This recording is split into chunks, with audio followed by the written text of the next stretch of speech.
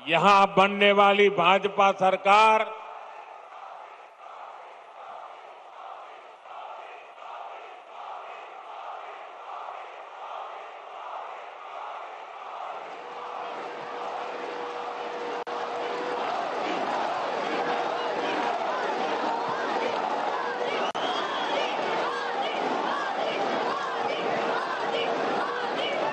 साथियों, जब भाजपा सरकार बनेगी, हेरिटेज टूरिज्म पर भी बल देने का हमारा प्लान है। साथियों, हम गंगा जी पर जो इनलैंड वाटरवे बना रहे हैं या फिर जो हमारा समंदर है, इसमें क्रूज टूरिज्म के लिए बहुत संभावना है। ऐसी हर संभावना को भाजपा सरकार बनने के बाद तलाशा जाएगा, ताकि पश्चिम बंगाल के नौजवानों को काम के लिए कहीं और जाने के लिए मजबूर न होना पड़े। साथियों, इस बार लाल किले से मैंने देश की एक बहुत बड़ी चिंता की चर्चा की है। ये चिंता घुसपैठ के बढ़ते खतरे की है। कोलकाता के, पश्चिम बंगाल के लोग समय से आगे की सोचते हैं। इसलिए आपके बीच मैं लगातार इस बहुत बड़ी राष्ट्रीय चुनौती की चर्चा करता रहा हूं।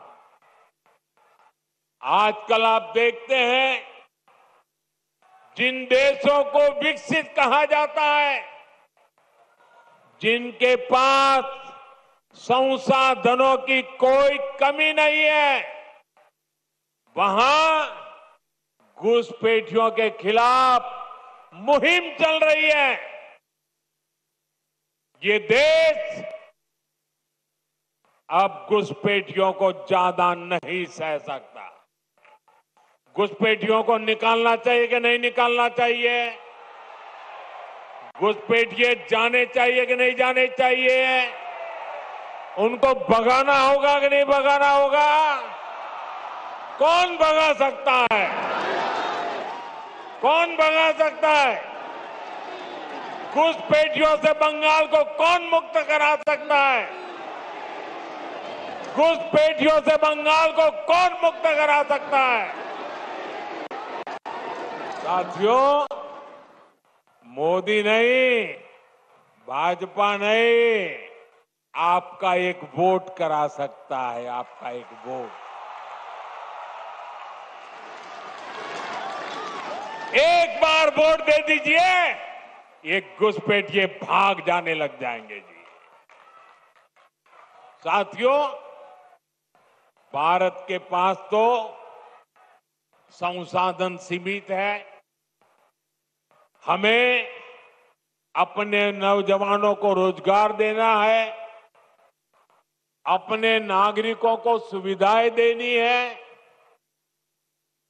जो घुसपैठिए हमारे नौजवानों का रोजगार छीन रहे हैं, जो हमारे इंफ्रास्ट्रक्चर पर दबाव डाल रहे हैं, जो हमारी बहनों बेटियों के साथ अत्याचार कर रहे हैं, ऐसे घुसपैठियों को हम भारत में नहीं रहने देंगे।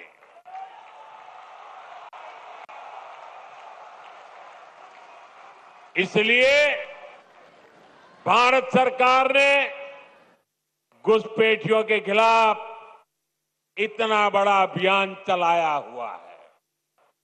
लेकिन साथियों, मुझे हैरानी है कि टीएमसी, कांग्रेस समेत कुछ इंडी अलायंस के राजनीतिक दल तुष्टीकरण के आगे घुटने टेक चुके हैं। ये राजनीतिक दल सत्ता की भूख के लिए घुसपैठ को बढ़ावा दे रहे हैं। कुछ जगह पे तो दिख रहा है उन्होंने घुसपैठियों की शरण ले ली है। साथियों, पश्चिम बंगाल तो सीमावर्ती राज्य है। जिस प्रकार बॉर्डर के इलाकों में डेमोग्राफी बदली जा रही है, ये पश्चिम बंगाल में सामाजिक संकट भी पैदा कर रहा है। खास तौर पर किसानों से धोखाधड़ी करके उनकी जमीन पर कब्जा किया जा रहा है। आदिवासियों को गुमराह करके उनकी जमीन हड़पी जा रही है। देश ये सहन नहीं कर सकता, इसको रोकना ही होगा। इसलिए इस बार लाल किले से मैंने घुसपैठ के खिलाफ विशेष डेमोग्राफी मिशन की घोषणा की है। जो लोग सिर्फ यहां हमारे लोगों की रोजी रोटी छीनने आए हैं, जो फर्जी तरीके से कागज बनाकर रुक गए हैं, उनको यहां से जाना ही होगा।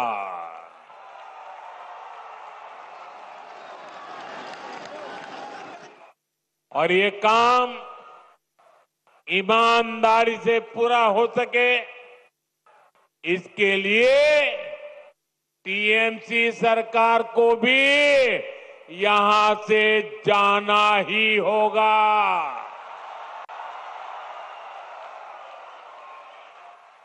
साथियों, पिछले 11 साल से देश भ्रष्टाचार के खिलाफ निर्णायक लड़ाई लड़ रहा है। अब इसी दिशा में देश ने एक और बड़ा कदम उठाया है। इस बार लोकसभा में भाजपा सरकार एक बहुत बड़ा एंटी करप्शन बिल लेकर आई है। मैं बंगाल के लोगों से इस बिल के बारे में विशेष तौर पर बात करूंगा। साथियों, आप भी जानते हैं, हमारे देश में अगर एक छोटा सा सरकारी कर्मचारी, चाहे वो सरकारी कर्मचारी ड्राइवर हो, प्यून हो, सरकार की किसी कैंटीन में काम करता हो, सरकार में कहीं साफ सफाई का काम करता हो, अगर वो कर्मचारी को किसी पुलिस वाले ने जेल में बंद कर दिया तो करीब करीब 50 घंटे में अगर उसको जमानत नहीं मिली और 50 घंटे जेल में रह गया तो ऑटोमेटिक उसकी नौकरी चली जाती है, सस्पेंड हो जाता है। एक छोटा मुलाजिम 2 दिन अगर जेल में रहे तो उसकी जिंदगी तबाह करने के कानून है, लेकिन कोई मुख्यमंत्री, कोई मंत्री, प्रधानमंत्री अगर जेल चला जाए तो उसके लिए कोई कानून नहीं है। और हालत तो देखिए, आजकल ये लोग इतने गिरे हैं कि जेल से भी सरकार चलाने की कोशिश कर रहे हैं। पश्चिम बंगाल ने ये साक्षात देखा है, बार बार कई बार अनुभव किया है। टीएमसी के एक मंत्री टीचर्स घोटाले में आज तक जेल में है। शिक्षक भर्ती का गंभीर घोटाला, घर से नोटों का पहाड़ मिला, लेकिन तब भी वो मंत्री कुर्सी छोड़ने को तैयार नहीं थे। जनता की हर भावना को यहां निर्ममता से कुचला जाता रहा। इसी तरह टीएमसी के एक और मंत्री पर गरीबों का राशन लूटने का आरोप है। इनकी भी करोड़ों रुपए की संपत्ति जब्त हो चुकी है। ये मंत्री भी जेल जाने के बाद कुर्सी छोड़ने को तैयार नहीं थे। इन्होंने भी जनता की भावना की, संविधान की भावना की कोई परवाह नहीं की। साथियों, आप मुझे बताइए, ऐसे लोग जो भ्रष्ट है, जो जनता को धोखा दे रहे हैं, क्या उन्हें सरकार में अपने पद पर रहने का हक है क्या? हक है क्या? हमने तो ये देखा है कि मुख्यमंत्री तक जेल जाते हैं, लेकिन वो जेल से सरकार चलाते हैं। ये संविधान का, लोकतंत्र का सरासर अपमान है और मोदी संविधान का ये अपमान होते नहीं देख सकता। इसलिए मैंने तय किया, ये सब नहीं चल सकता। मंत्री हो, मुख्यमंत्री हो, अरे इतना ही नहीं, प्रधानमंत्री को भी सख्त कानून के दायरे में लाया हूं। अगर पीएम भी 30 दिन जेल में रहे और उन्हें जमानत न मिले तो अगले दिन उनकी कुर्सी भी चली जाएगी। लेकिन साथियों, टीएमसी के लोग भ्रष्टाचार के खिलाफ इस कार्रवाई पर भड़क गए हैं। वो इस कानून का विरोध कर रहे हैं। टीएमसी के लोगों ने संसद में इस बिल को फाड़ने की कोशिश की है। ये दिखाता है कि टीएमसी की पूरी राजनीति कैसे भ्रष्टाचार के पहाड़ पर टिकी है। इसलिए लोग इतने डरे हुए हैं, भ्रष्टाचारियों को बचाने में जुटे हैं। साथियों, हर चुनौतियों को परास्त करते हुए पश्चिम बंगाल फिर से भारत के विकास का पावर हाउस बन के रहेगा। इस संकल्प को लेकर हमें आगे बढ़ना है। आप याद रखिए और औरों को भी बताइए, हर गली मोहल्ले में, बंगाल के हर कोने में एक ही मंत्र, एक ही नारा गूंजता रहना चाहिए, बांटते चाय,